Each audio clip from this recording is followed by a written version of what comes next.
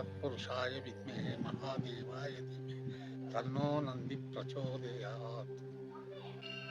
C L Shivamurthy ಅಂತ ನಂದಿ ಅರ್ಚಕರು 40 ವರ್ಷದಿಂದ ಸೇವೆ ಮಾಡ್ಕೊಂಡಿದ್ದೀನಿ ಚಾಮುಂಡಿ ಬೆಟ್ಟದ ನಂದಿ. ಚಾಮುಂಡಿ ಬೆಟ್ಟದಲ್ಲಿ. ಈ ನಂದಿಯ ವಿಚಾರ ಮತ್ತು ಅದು ವಿಶೇಷತೆಗಳನ್ನ ಸ್ವಲ್ಪ ನಿಮ್ಮ ಬಾಯಲ್ಲೇ ಕೇಳೋ ಆಸೆ ನಮಗೆ. ಚಾಮುಂಡೇಶ್ವರಿ ಅಮ್ಮನವರು ಅಂದರೆ ಪಾರ್ವತಿ ದೇವಿ, ಈಶ್ವರ ಪಾರ್ಥಿವಾನ ನಂದಿ ಇದೆ, ಪಾರ್ವತಿಗೆ ಕಾವಲಾಗಿ ನಂದಿ ಇರೋದು ಅಂತ ಒಂದು ಪ್ರತೀತಿ ಇದೆ. ಅಂದರೆ ಈ ಬೆಟ್ಟದಲ್ಲಿ 4 ದಿಕ್ಕಿನಲ್ಲಿ 4 ನಂದಿ ಇದೆ. ಅಂದರೆ ಇದೇ ದೊಡ್ಡದು, ಇನ್ನು 3 ಚಿಕ್ಕದು. ಅಂದರೆ 4 ದಿಕ್ಕಿನಿಂದ ಪಾರ್ವತಿ ಅಮ್ಮನವ್ರಿಗೆ ಕಾವಲಾಗಿ ನಂದಿ ಇರೋದು ಅಂತ ಒಂದು ಪ್ರತೀತಿ ಇದೆ. ಆಗಿನ ಕಾಲದಲ್ಲಿ ವೆಹಿಕಲ್ ಇರಲಿಲ್ಲ, ಏನಿರಲಿಲ್ಲ, ಕಾಲಾದಿ ಮಾಡಿದ್ದಾರೆ ಮೈಸೂರಿನ ಬೆಟ್ಟಕ್ಕೆ. ಇಲ್ಲಿಗೆ 700 ಮೆಟ್ಲಾಯಿತು, ಮೇಲ್ಗಡೆ 1,000 ಮೆಟ್ಲಿದೆ. 1001 ಮೆಟ್ಲು ಇಲ್ಲಿಂದನೇ ಹಾದು ಹೋಗುತ್ತೆ. ಫಸ್ಟು ಸ್ಟಾರ್ಟಿಂಗ್ ಸ್ಟೆಪ್ನಲ್ಲಿ ಅಮ್ಮನವ್ರ ಪಾದ ಇದೆ, ಪಾದ ನಮಸ್ಕಾರ ಮಾಡಿ ನಂತರ 500ನೇ ಮೆಟ್ಲಲ್ಲಿ ಕಾಳಭೈರವರು ಇದ್ದಾರೆ, ಅವ್ರ ದರ್ಶನ ಮಾಡಿ 700ನೇ ಮೆಟ್ಲಲ್ಲಿ ನಂದಿ ನೋಡಿ ನಂತರ ಚಾಮುಂಡಿ ನೋಡಬೇಕು ಅಂತ ಪ್ರತೀತಿ ಇರೋದು. ಈಗ ಅದಷ್ಟೇ ಆದಮೇಲೆ ಆಗ್ತದೆ ಅಷ್ಟೇ.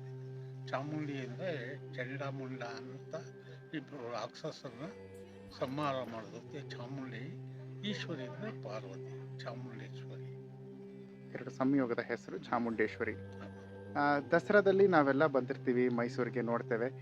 ಬೇರೆ ಸಮಯದಲ್ಲೂ ಇದೇ ರೀತಿಯಾದ ಜನಸಂದಣಿ ಭಕ್ತಾದಿಗಳು ಇದ್ದೇ ಇರ್ತಾರ? ಇದ್ದೇ ಇರ್ತಾರೆ, ಯಾವಾಗಲೂ ಇದ್ದೇ ಇರ್ತಾರೆ.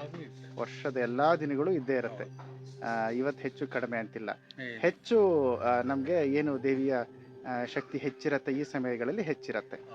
ಇದು ಯಾವ ಸಮಯದಲ್ಲಿ ಕಟ್ಟಿದ್ದು, ಯಾವ ರಾಜ ಕಟ್ಟಿದ್ದು ಅನ್ನೋದ್ರ ಬಗ್ಗೆ? ದೇವರಾಜ ಒಡೆಯರ್ ಕಾಲದಲ್ಲಿ ಇದನ್ನ ಮೆಟ್ಲುಗಳು ಮಾಡಿಸೋದು ಅವರೇನೆ, ನಂದಿ ವಿಗ್ರಹನೂ ಮಾಡಿಸೋದು ಅವರೇನೆ, ದೊಡ್ಡ ದೇವರಾಜ. 4 ಸಹ ಅವರ ಕಾಲಾವಧಿಯಲ್ಲೇ ಆಗಿದ್ದು. ಅವಾಗ್ಲಿಂದನೂ ಪೂಜೆ ಕೈಂಕರ್ಯಗಳು ನಡ್ಕೊಂಡು ಬಂದಿದೆ, ಹಿಂದಿನ ಕಾಲದಿಂದ ಇಲ್ಲಿವರೆಗೂ ಪ್ರಸ್ತುತವರೆಗೂ. ಧನ್ಯವಾದಗಳು.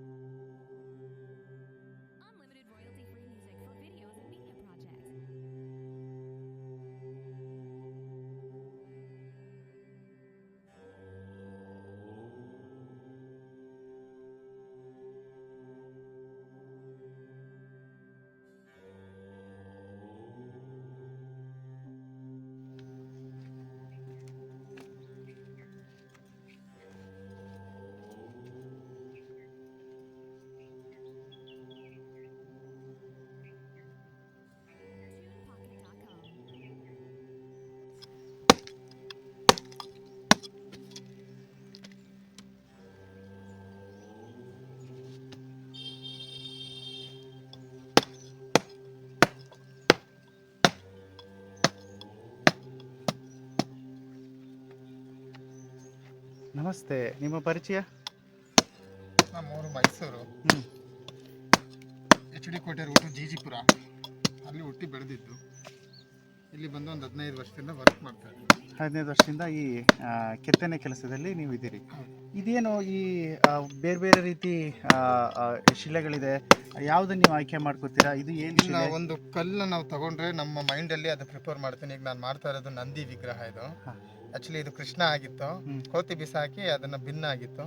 ಈಗ ಅದನ್ನೇ ಕಟ್ ಮಾಡಿ ಬೇರೆ ಬೇರೆ ಸ್ಟ್ಯಾಚುಗಳನ್ನ ಮಾಡೋಣ ಅಂತ ಮಾಡ್ತಾ ಇದ್ದೀನಿ. ಕಲೆಗೆ ನಿಮ್ಮ ಹತ್ರನೇ ಇದೆ. ಹೌದು. ಇದನ್ನ ಎಲ್ಲಿಂದ ಕಲ್ತ್ರಿ? ನಮ್ಮ ತಂದೆ ಹತ್ರ ಅಂತ.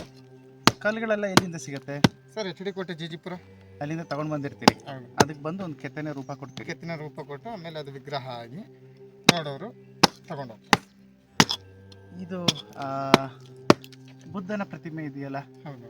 ಇದು ಯಾವ ಇದು? ಮತ್ತೆ ಇದ್ರದ್ದು ವಿಶೇಷವಾಗಿದೆ ಏನೋ ಒಂದು ರೀತಿ ಹಸಿರು ಮಿಶ್ರಿತ ಅಂದ್ರೆ ಬಿಳಿ ಬಣ್ಣ ಇದೆ. ಇದೇ ಕಲ್ಲಿಗೆ ಬಂದ್ಬಿಟ್ಟು ಕೊಬ್ಬರಿಣೆ ಹಾಕಿದ್ರೆ ಹಾ, ಈ ರೀತಿ ಗ್ರೀನ್ ಕಲರ್ ಆಗಿ ಚೇಂಜ್ ಆಗುತ್ತೆ. ಪಾಲಿಶ್. ಇದು ಕೈಗೆ ಇದು ಬಡಿತಕ್ಕಂಥದ್ದು ಏನೋ ಬೇರೆ ರೀತಿ ಇದೆ. ಇದು ಇದರಲ್ಲಿ ಕಬ್ಬಿಣ ಅಂಶ ಇದೆ ಒಳಗಡೆ. ಮೊಳೆ ಎಲ್ಲ ಹೊಡೆದಿದ್ದೀನಿ. ಕೈಗೆ ಏಟ ಆಗ್ಬಾರ್ದು. ಏನಂತಾರೆ ಅದಕ್ಕೆ? ದಿಂಬು ಅಂತ ಹೇಳ್ತಾರೆ. ಜಕಣಾಚಾರಿ ಅಂತೆಲ್ಲ ಹೇಳ್ತಾರಲ್ಲ, ಆ ರೀತಿಯಾದ ಅವಕಾಶ ಕಲಿಯೋ ಅವಕಾಶಗಳು ಇಲ್ಲ, ಅದು ಫಸ್ಟ್ ಸುತ್ಕೆ ಇತ್ತು. ಜಕಣಾಚಾರಿ ಅವರು ಈಗ ಶಿಲ್ಪಿಗಳೆಲ್ಲ ಯೂಸ್ ಮಾಡೋದು ಸುತ್ಕೆನೆ ಜಾಸ್ತಿ. ಈ ಪ್ರತಿಭೆ ಬಂದು ನಮ್ಮ ತಾತ ಮುತ್ತಾತ ಅವರಿಂದ ಕಂಡುಹಿಡಿದಿರೋದು. ಇದು ನಿಮ್ಮ ತಾತರ ಹೆಸರು? ಅವ್ರ ಹೆಸರು ಕೃಷ್ಣ ಅಂತ. ಕೃಷ್ಣ ಅಂತ. ಅವರಲ್ಲಿ ದೇವಸ್ಥಾನಗಳೆಲ್ಲ ಮಾಡಿದ್ದಾರೆ. ಮಾಡಿದ್ರೆ ಸರ್. ಈಗಲೂ ನಮ್ಮ ಹಳೇಬೀಡು ಬೇಲೂರಲ್ಲೆಲ್ಲ ನಮ್ಮ ನೆಂಟರಿದ್ದಾರೆ. ಹೌದಾ?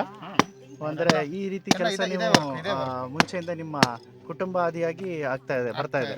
ನಾವು ಒಂದು 50-60 ಮನೆಯವರು ಇದ್ದೀವಿ. ನಿಮ್ಮ ಹೆಸರೇ ಹೇಳಿಲ್ಲ. ಗಣೇಶ್ ಅಂತ ಸರ್. ಗಣೇಶ್ ಅಂತ. ನಿಮ್ಮನ್ನ ಸಂಪರ್ಕಿಸ್ಬೇಕಂದ್ರೆ ನೀವು ಇಲ್ಲಿಗೆ ಬಂದ್ರೆ ಸಾಕು. ಏನಾದ್ರು ಫೋನ್ ನಂಬರ್ ಆ ಥರ ಏನಾದ್ರು? ನಂಬರ್ ಇದೆ ಸರ್. 95 91 91 59 59 3440. 3440.